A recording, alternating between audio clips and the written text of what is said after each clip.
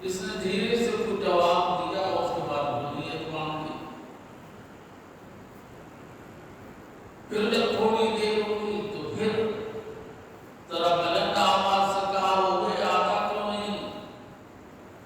پھر اس نے کچھ جواب دیا ذرا قدرے بلند آواز سے، لیکن مالک نے سنا نہیں. اس کے بعد بولیت مانگ لی.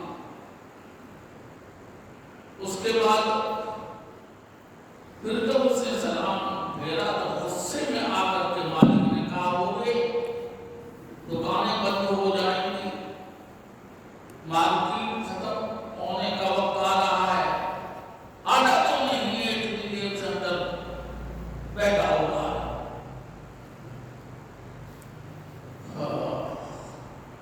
تو نوکر نے بہت درد بھرے انداز میں یہ کہا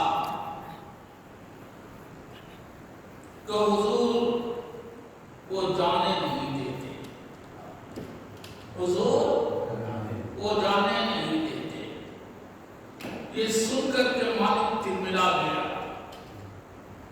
کعبے کون ہے جو تجھے جانے نہیں دے رہا ہے؟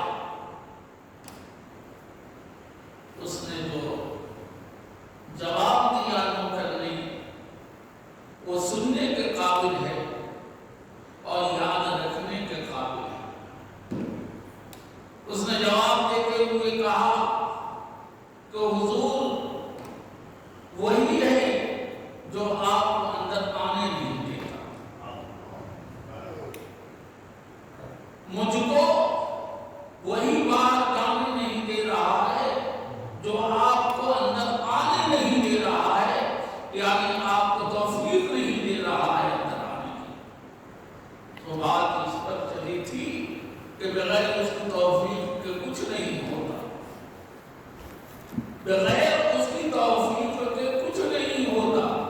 حضرت تھانوی علیہ الرحمہ نے لکھا ہے کہ گاؤں کے ایک صاحب تھے دیہات کے رہنے والے، جس کو مغربی زبان میں گاؤں تھی کہتے ہیں.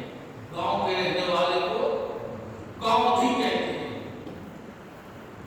اتفاق سے اس کے دروازے سے بیل کھلا اور مسجد میں گھس گیا.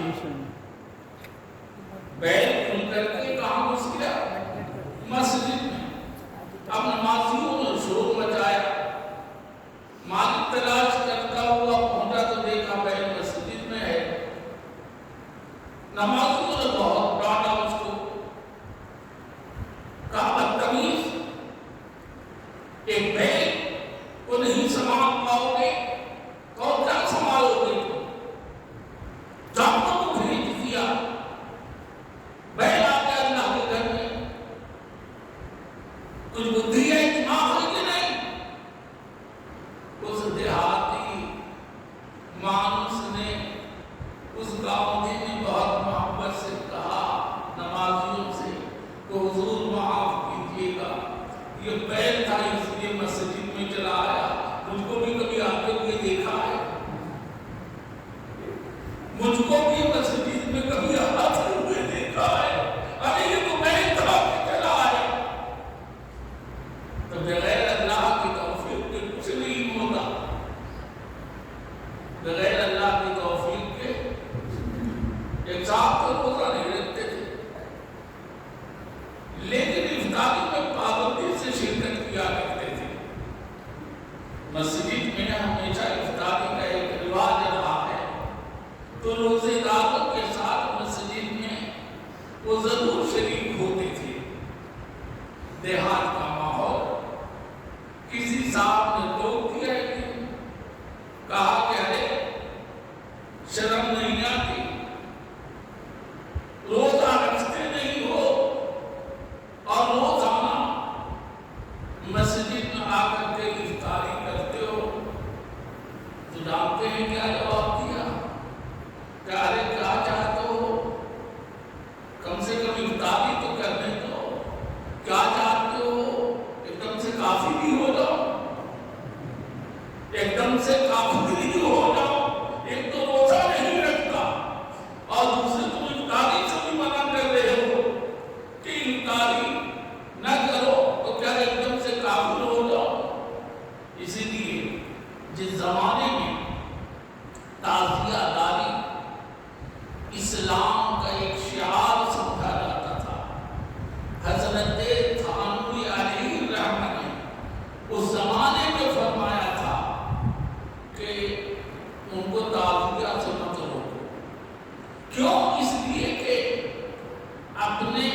اسلام کو اسی کو محبوب سمجھتے ہیں، تو کم سے کم ایک چیز تو زندہ ہے ان کے اندر اسلام کی۔ اگر اس کو بھی منع کر دو گے اور اس کو بھی چھوڑوا دو گے تو مکمل ہی غائب ہو جائیں گے۔ کم سے کم اس طرح سے سال میں ایک مرتبہ ان کو اپنا اسلام تو یاد آتا ہے۔ نماز نہیں پڑھتے، روزہ نہیں رکھتے، تلاوت نہیں کرتے، لیکن تعزیہ اٹھانا وہ اپنا ایمانی فریضہ سمجھتے ہیں۔ ایسے لوگوں کے بارے میں حضرت تھانوی علیہ الرحمہ نے فرمایا تھا چھوڑ دو، ابھی رہنے دو، آگے دیکھنا۔ جیسے کہ زمانے میں میلاد کا مسئلہ تھا، میلاد کیا جائے یا نہیں، بہت زور و شور سے میلاد کا رواج تھا۔ ہم نے بچپن میں دیکھا ہے، گاؤں میں ہمارے یونس میاں جی تھے، مرحوم ہو گئے، اللہ جنت نصیب فرمائے۔ گاؤں کا کوئی بچہ اور بچی ایسے نہیں ہے جس نے اس نے نہ پڑھا ہو، اور ماشاءاللہ اب تو دنیا سے چلے گئے، گالی دینے میں خوب ماہر تھے۔ قرآن پڑھاتے تھے اور اسی میں کر جاتے تھے، اور گالی دینے کرتے کثیر کرواتے تھے۔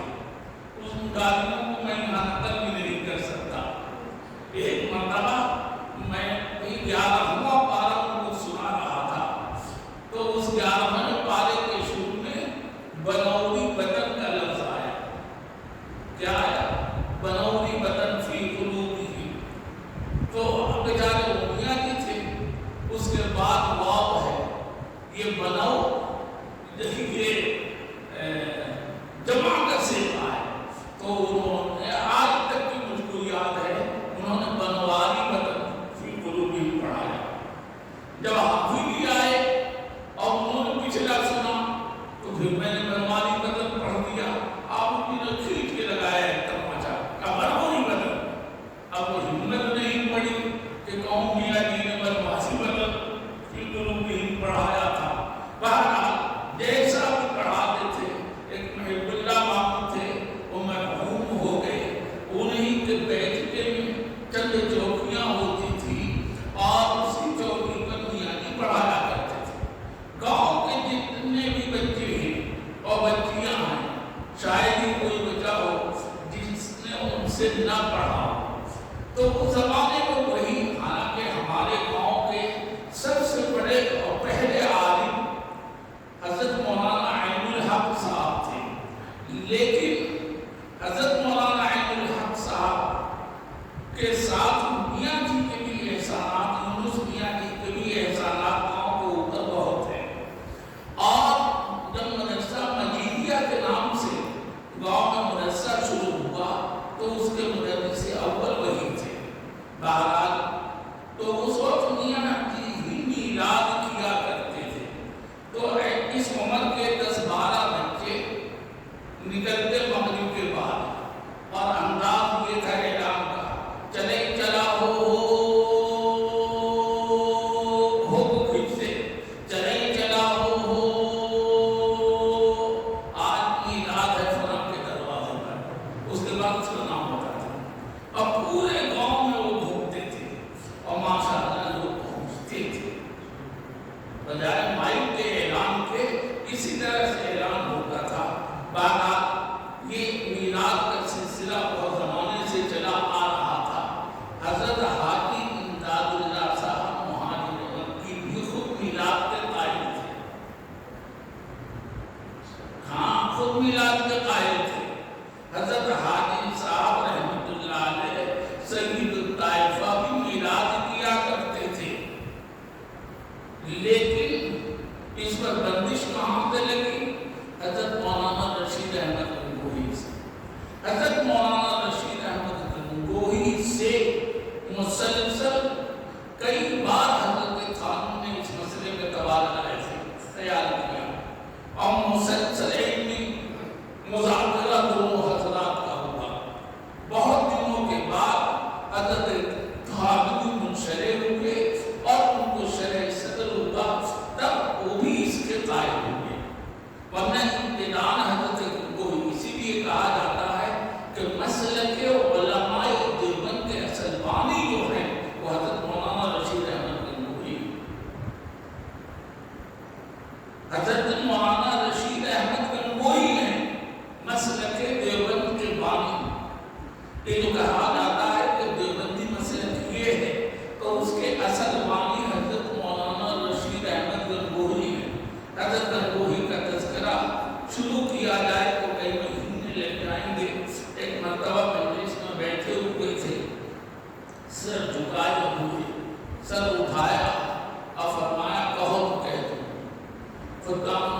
سمجھتے ہوئے جی حضرت ضرور فرمائیں. اس کے بعد پھر سر جھکا دیا, پھر اس کے بعد پھر سر اٹھایا, پھر اس کے بعد کہا کہو تو کہہ دو. سب خدام نے کہا کہ حضرت ضرور فرمائیے. اس کے بعد پھر سر جھکا دیا. 3 مرتبہ اسی طرح سر جھکاتے رہے, اٹھاتے رہے اور یہ فرماتے رہے کہو تو کہہ دو. 4تھی مرتبہ جب خدام نے اصرار کیا تو کیا کہا مانتے ہیں؟ وہ ہے مولانا رشید احمد گنگوہی مسلک دیوبند اور علماء دیوبند کے محور و مرکز اور اس کے بانی. جب سر اٹھا کر فرمایا کہ ایک طویل مدت گزر چکی ہے, سرکار دو عالم صلی اللہ علیہ وسلم کو قلب اطہر کے اندر بیٹھے ہوئے اور کوئی بھی کام بغیر ان کے حکم کے نہیں کرتا ہو. اس کو وہی سمجھ سکتے ہیں جو اہل دل. اس کے بعد پھر سر جھکایا, پھر فرمایا کہو تو کہہ دو. پھر سر جھکایا, پھر اٹھایا, پھر فرمایا کہو تو کہہ دو. غرض کے 3 مرتبہ یہی بات اور یہی سلسلہ رہا. اب کیا کہنا چاہتے تھے آگے خدام کہلواتے رہ گئے, لیکن اس کے بعد بولے نہیں, خاموش ہو, بولے نہیں, خاموش ہو. ایک مرتبہ حضرت مولانا قاسم نانوتوی دیوبند سے تشریف لے گئے گنگوہ, اور دوپہر کا وقت تھا, سارے حضرات آرام کر رہے تھے. خود سے کنویں سے پانی نکالا اور ایک مٹی کا لوٹا تھا, اس میں پانی رکھا اور پیا تو اس میں مردار اور مردے کی بو آ رہی تھی. حضرت مولانا قاسم نانوتوی علیہ السلام حیران رہ گئے. اس کے بعد حضرت مولانا قاسم نانوتوی نے ملاقات کر حضرت گنگوہی سے اس کا تذکرہ کیا کہ حضرت ایسی بات کا کھانا ایسا تو نہیں. کہا کہ لاؤ, لوٹے میں پانی بھر کے لاؤ. لوٹے میں پانی بھر کے لایا گیا. حضرت نے پیا تو جو بات حضرت نانوتوی نے فرمائی تھی اس کی تصدیق حضرت گنگوہی نے اور فرمایا سچ ہے. یہ اللہ والوں کی باتیں ہوتی ہیں, ہماری آپ کے تو سب کے اوپر سے گزر جائے گی. اس کے بعد حضرت گنگوہی نے حاضرین سے کہا کہ فلاں فلاں آیتیں پڑھو, فلاں فلاں سورتیں پڑھو, اور پڑھوانے کے بعد ایصال ثواب کیا. پڑھوانے کے بعد ایصال ثواب کیا اور فرمایا کہ یہ تمہار مٹی اس قبرستان سے لے کر کے آیا تھا جس قبرستان میں مردے پر عذاب قبر ہو رہا تھا. مردے پر عذاب قبر ہو رہا تھا. یہ حضرت گنگوہی نے فرمایا کہ اس کی بو اس کے اندر تھی. ایصال ثواب کروایا اور اس کے بعد فرمایا کہ اب اس کا عذاب حضرت مولانا رشید احمد گنگوہی علیہ الرحمہ. یہ سب کچھ ہے علماء دیوبند. ایک زمانے میں دیوبند میں بڑا فتنہ اٹھا.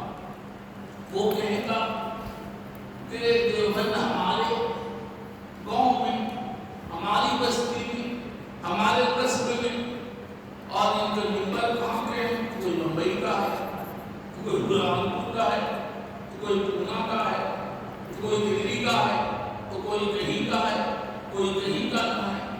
اور دیوبندیوں میں سے کوئی ایک بھی ممبر اس کا نہیں. اور ایک زمانے تک ایک بھی ممبر نہیں تھا.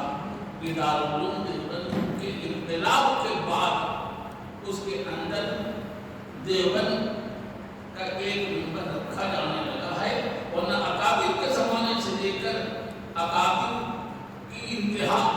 حضرت قاری طیب صاحب رحمۃ اللہ علیہ کے زمانے تک دیوبند کا کوئی ممبر نہیں تھا۔ آخر میں جب بہت زیادہ شر اونچا ہوا اور بہت زیادہ شر پھیلا تو اکابری نے دیوبند مل کر کے حضرت گنگوہی کے پاس گئے، چونکہ سرپرست وہی تھی۔ حضرت گنگوہی کے پاس پہنچے اور پہنچ کر کے کہا کہ حضرت اکثریت تو ہماری ہی رہے گی، رفع فتنہ کے لیے ایک آدمی پر اگر دیوبند میں سے کسی کو رکھ دیا جائے تو کیا اس کی حالت ہے، کسی ایک کو ممبر بنا لیا جائے، فیصلہ تو اکثریت کی بنیاد پر ہونا ہے اور اکثریت میں ہم ہی رہیں گے تو کوئی حالت تو نہیں۔ سنیے کا جواب اور دل اور دماغ میں بیٹھا دیجیے گا۔ حضرت مولانا رشید احمد گنگوہی نے فرمایا ہمارے اکابر اس طرح کے صاحب استقامت تھے، تب یہ سلسلہ چلتا چلا آ رہا ہے اور ان کے اندر ذرہ برابر انحلال نہیں تھا۔ وہ حق کو حق سمجھتے تھے، باطل کو باطل سمجھتے تھے اور اس پر جمنا کرتے تھے۔ حضرت مولانا رشید احمد گنگوہی نے فرمایا کہ میں دارالعلوم دیوبند میں تالا بند کر کے اللہ کو جواب دے دوں گا، لیکن کسی فاسق و فاجر و نااہل کو اندر داخل کر کے خدا کا جواب نہیں دے پاؤں گا، کہ میں ایسے آدمی کو اندر نہیں داخل کر سکتا جو اس کا اہل نہ ہو، تالا بند کر کے جواب دے دوں گا۔ اسی لیے اس زمانے کے اہل مدارس کو کہا کرتا ہوں، ارے بھائی جتنی وسعت ہے وہ تو نہیں کام کرو نا، جتنا کمرہ بنا سکتے ہو تو نہیں کرو، جتنا درجہ رکھ سکتے ہو تو نہیں رکھو، جتنے بچے رکھ سکتے ہو نہیں رکھو۔ کیا ضرورت ہے چادر سے زیادہ پاؤں پھیلانے کی اور قرض دے کر کے اپنے سر پر بوجھا لاد کر کے چلنے کی اور پھر عمرا اور مالداروں کے سامنے ہاتھ پھیلانے کی؟ ہمارے بزرگوں نے جو کام کیا ہے کسی صاحب ثروت اور کسی مال والے کو خاص نہیں کیا۔ آپ حضرات نے سنا ہوگا کہ حضرت مولانا قاسم نانوتوی جو دارالعلوم دیوبند کے بانی تھے اور دارالعلوم دیوبند کو پیسے کی ضرورت تھی، اس لیے کہ ابتدا اس حال میں ہوئی ہے کہ کچھ لوگ دیوبند کے کھانا متعین کر دیتے تھے، ایک بچے کا کھانا ہمارے یہاں، ایک بچے کا کھانا ہمارے یہاں، ایک بچے کا کھانا ہمارے یہاں، بس اگر 15 آدمیوں نے کھانا لے لیا اپنا یا لینے والے ہیں تو 15 ہی کا داخلہ ہوتا تھا اور سلحمہ آتا تو اس سے معذرت ہمارے اکابر کا کیا کرتے تھے۔ حضرت شاہ عبدالقادر رائے پوری، حضرت شاہ عبدالقادر رائے پوری جو اپنے اکابر میں سے ہیں، جو حضرت مولانا علی میاں صاحب کے بھی پیر تھے۔ حضرت مولانا علی میاں صاحب کو اجازت حضرت رائے پوری ہی سے حاصل تھی، آخر میں وہ ہجرت کر کے مملکت خدا داد پہنچ گئے، یعنی پڑوس میں، اور پھر انتقال وہیں ہوا۔ حضرت رائے پوری یعنی شاہ عبدالقادر صاحب رائے پوری طالب علم بن کر دیوبند کے داخلے کے لیے اہتمام میں جب پہنچے تو ذمہ دار حضرات نے معذرت کر دیا، کہا کہ بھائی گنجائش نہیں ہے، اس لیے کہ ہمارے یہاں مطبخ کا انتظام ہے نہیں، گاؤں میں کچھ لوگ بچوں کو کھانا دیتے ہیں تو ہم اتنے ہی داخلہ لیتے ہیں جتنے کھانا دینے والے ہیں، اور جتنے دینے والے ہیں اپنی تعداد پوری ہو چکی ہے، اب ہم داخلہ نہیں کرتے۔ حضرت شاہ عبدالقادر صاحب رائے پوری نے، یہ حضرت شاہ عبدالقادر رائے پوری وہ ہیں جب ایک مرتبہ حضرت تھانوی کے پاس پہنچے اور حضرت تھانوی علیہ السلام مجلس مکمل کر کے اٹھ رہے تھے تو حضرت تھانوی کو سہارا دے کر کے اٹھایا، کس کو؟ حضرت تھانوی علیہ السلام کو۔ تو حضرت تھانوی نے کہا کہ انہیں وہاں بھی خیال رکھو، یہ جو سہارا دے